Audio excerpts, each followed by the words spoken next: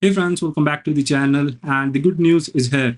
The government has recently announced the GST rate cuts, and this announcement was made on September 3rd, and these are going to be effective from September 22, just before the festive season. So you are now going to buy things at a cheaper price. So in this video, we'll be talking about a few things. So starting with, we'll be discussing what are the GST reforms that were introduced recently and why did the government do this. Second, we'll be talking about the macroeconomic implications of these GST cuts, both in short term and long term.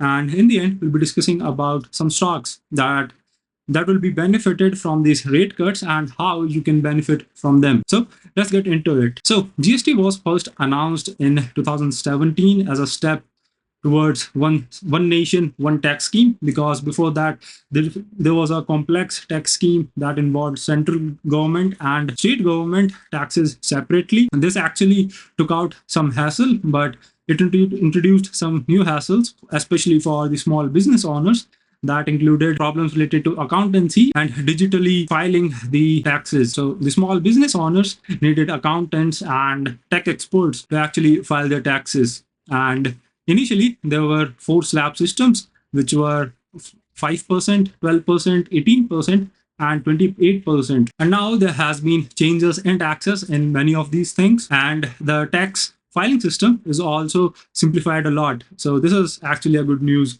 especially for the small business owners. And the new tax slabs include 0%, which is the complete exemption. This is for some essential items, and which includes health insurance and life insurance as well. Then 5% GST, which is for essential goods and daily use items.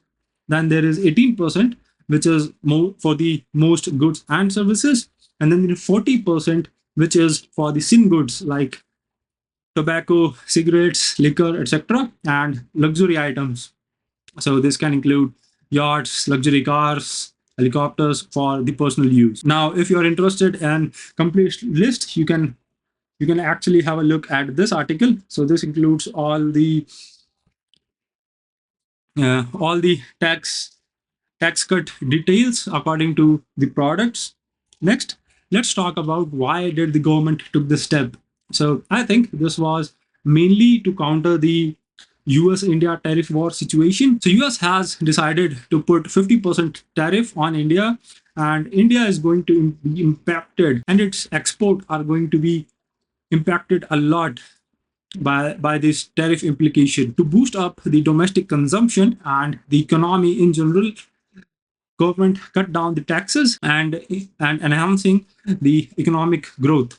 So I think this was the main reason why did government took this step, and just before the festive season, because starting after this September 22, major festivals of India will be there and people are going to spend a lot. So now let's talk about the macroeconomic implications, both in short term and long term. So in short term, we can see that some of the FMCG sectors and consumer durables. So these are kind of industries which would see significant growth because of these rate cuts, and there will be a kind of shopping rush during this festive season.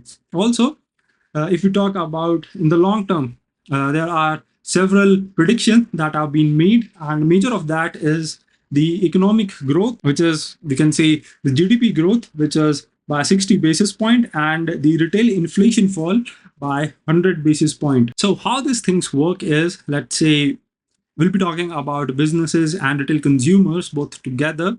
So the cost of raw materials is going to be lower. Because of this, the businesses would be able to buy more raw materials and produce more goods and services at a cheaper rate.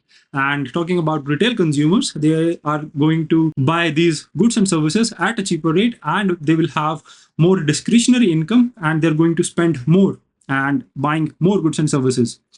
And this is how this economic cycle works, which is going to boost the GDP growth and lower the inflation. But the only one thing that businesses has to keep in mind is to not increase their margins by a lot, because that's only how the inflation is going to go low. So for example, there's some goods and services which is currently sold at 1000 rupees, and with 18% taxes on that, it is going to be sold at 1180. And now let's say the taxes are reduced from 18% to 5% on that particular goods or service, it is now going to be sold at 1050, which can go even lower because of the lower manufacturing costs and other links like transportation and other links in the business.